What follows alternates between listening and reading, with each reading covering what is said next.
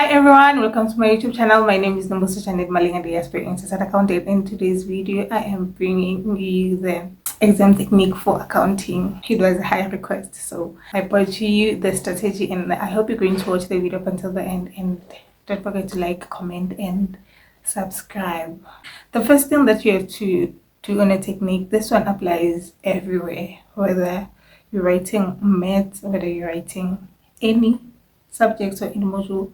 The first thing that you have to do to make sure that you read the instruction, you understand them, and you apply them as you've been instructed.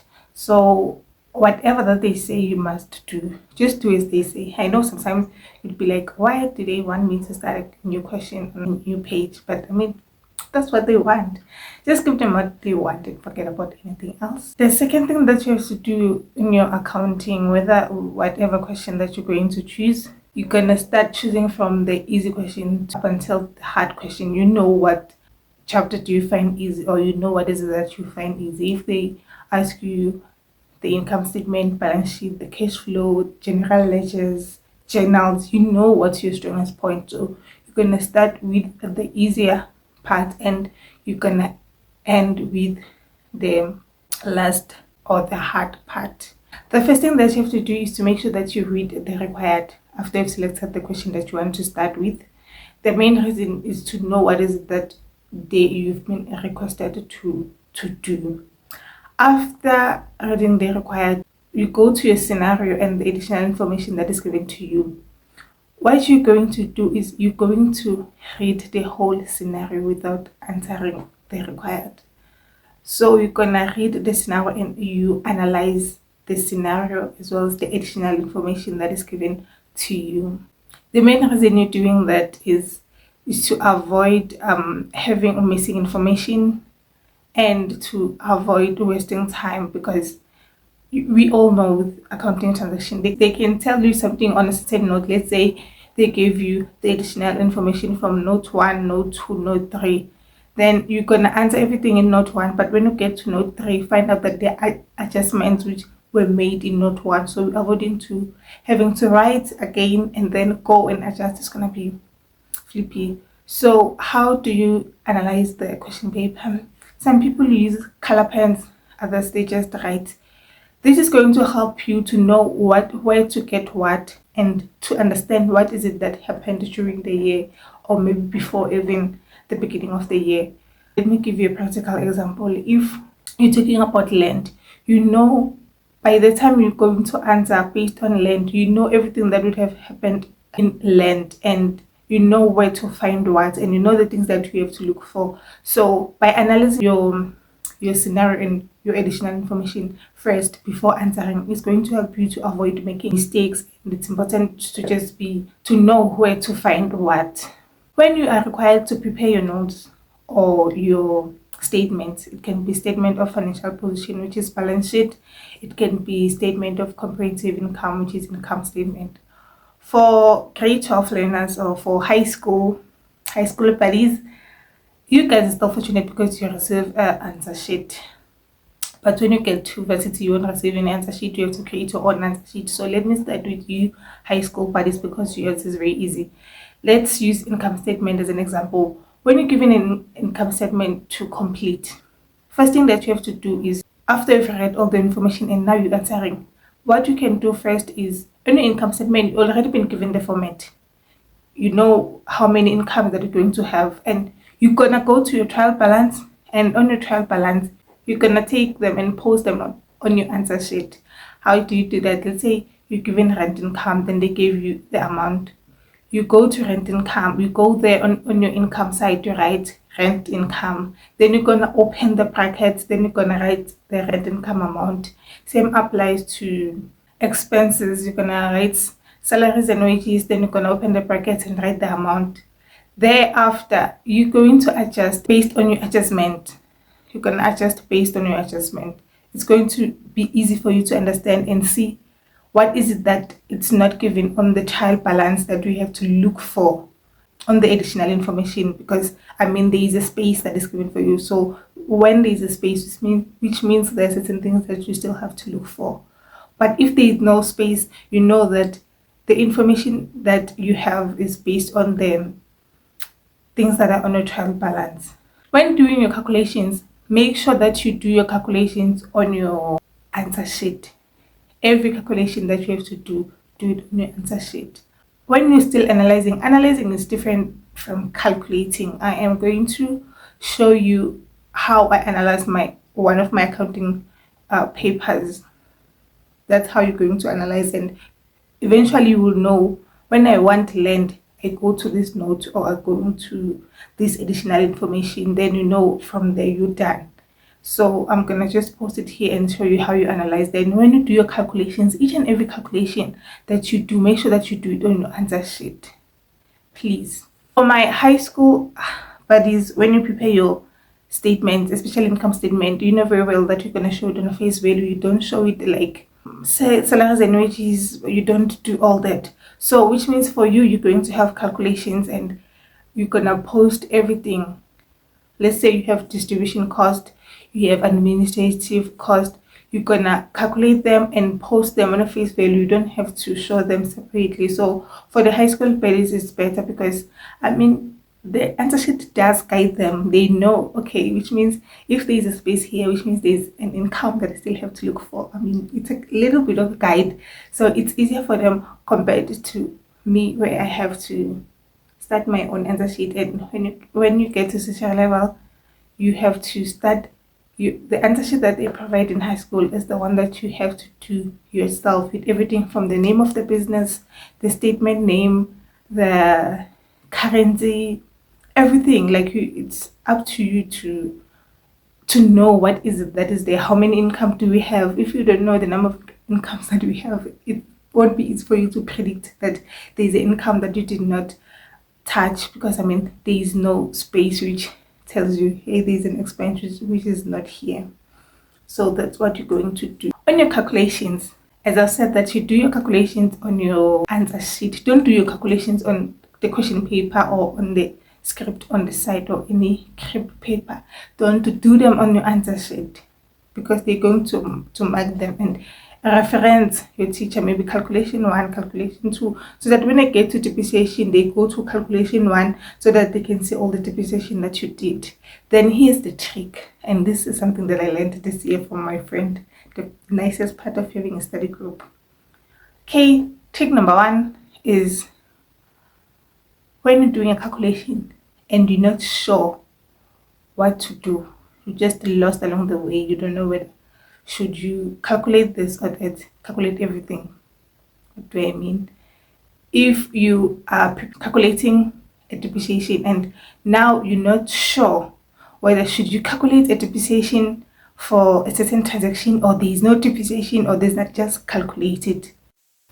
The main reason I say if you get into confusion and calculate the item is because if it is supposed to be there, then you will gain yourself marks. But if it wasn't supposed to be there, you have nothing to lose. You won't even lose any marks. They won't even mark it. They won't even look at it at all.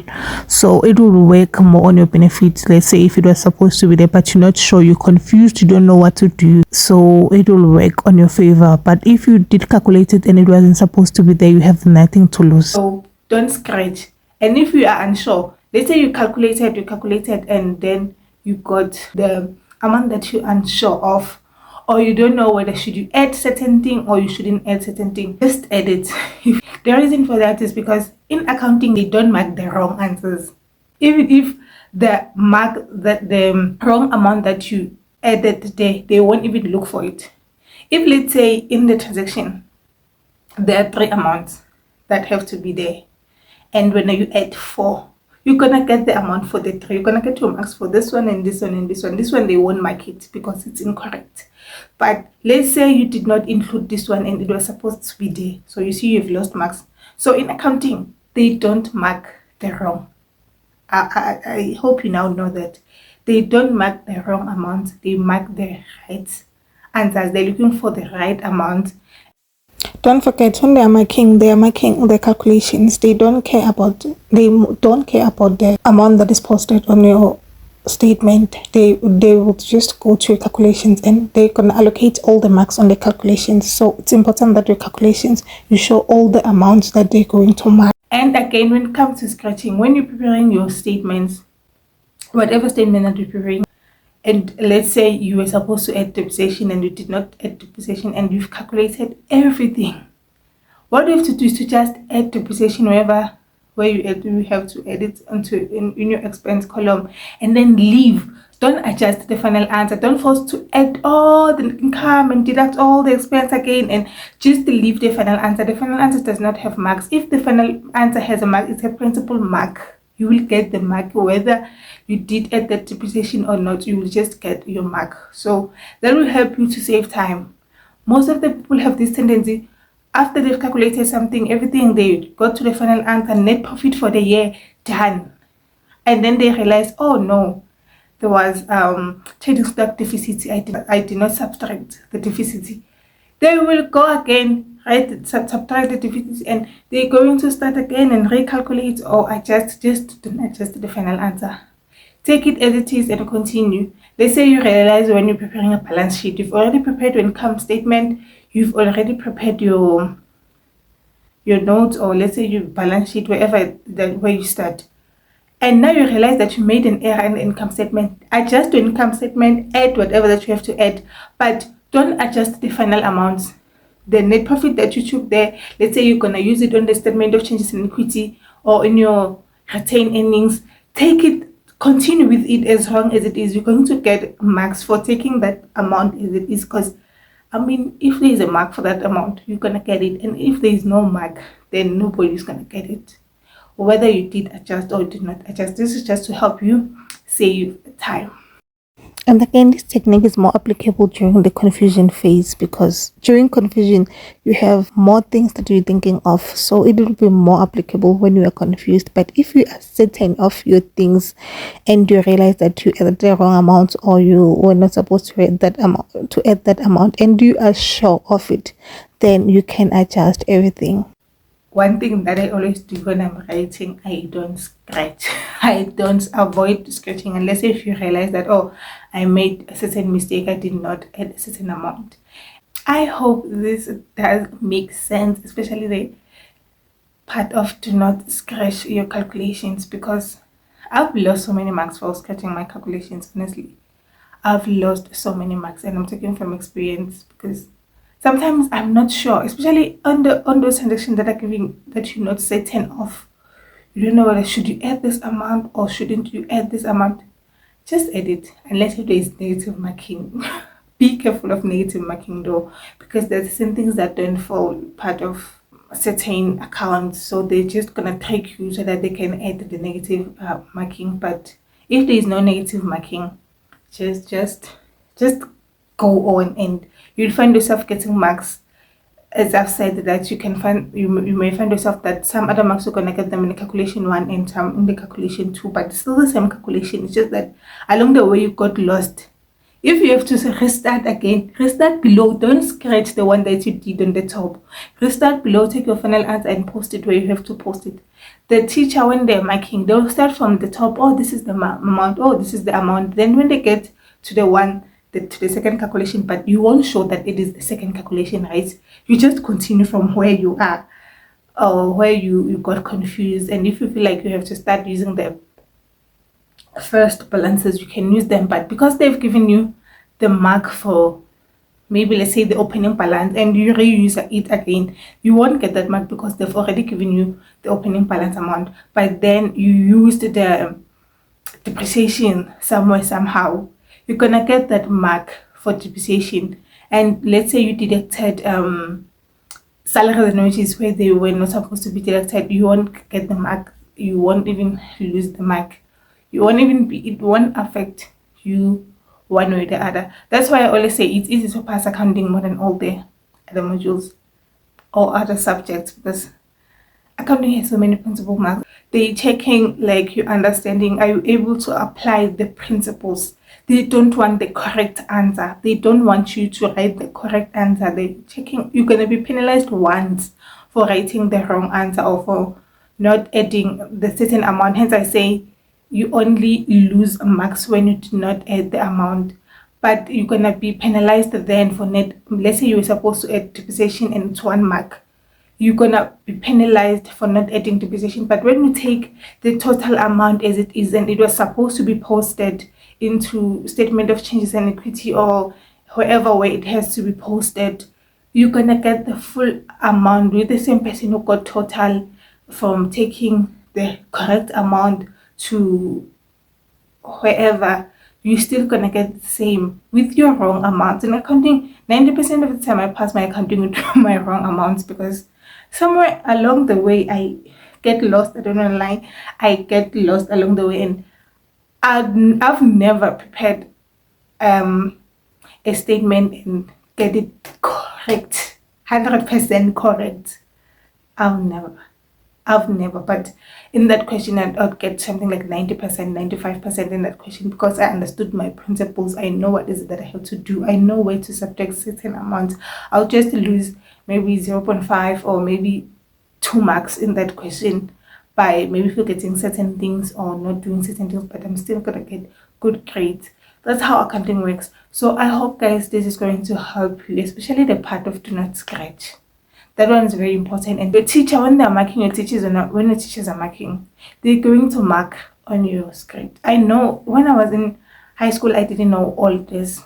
I only knew this when I got to high school. Like, oh, they only look for the correct amount. If there is no correct amount, they don't look for them. But when I got to now, like where they're using Excel to mark, oh, I see. Oh, they're looking for the correct amount. Where there's maybe they were supposed to be to have a 5,000, and there is no 5,000, but there is 10,000. They don't even care about your 10,000, but you're gonna get your marks for putting your 8,000 as it was supposed to be there, and you're gonna lose the mark for 10,000. But the correct marks, even if let's say you added the amounts which were not supposed to be there, don't forget negative marking. But the amounts which were not supposed to be there, but you added them, you can still even get total of for that question for that transaction, even adding the wrong amount there and there. I hope I'm not going to mislead you guys, but if you still have more questions, please don't hesitate to Instagram me. And there are people who have been Instagramming me and they want me to please provide the content, like the accounting content. Unfortunately, guys, I am unable to do that.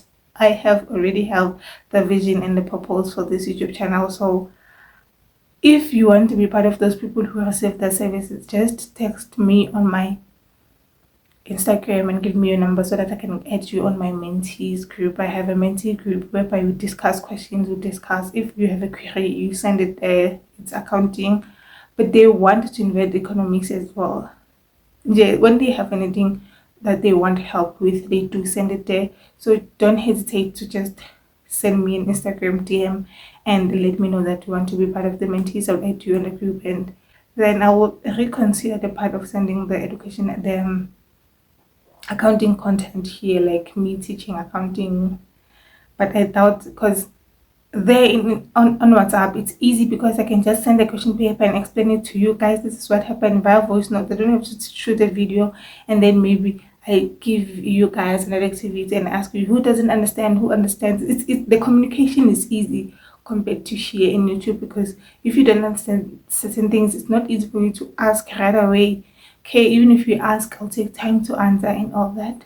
And I hope, guys, you still have taken good care of yourselves, and all the best on your exams. All the best on your exam, and good luck. You've got this. It's easy to pass accounting, and I'm sorry that I started this YouTube channel so late, but next year, if you're still in the accounting gang, you're gonna get good results, you're gonna get good grades, and I have good people on my side.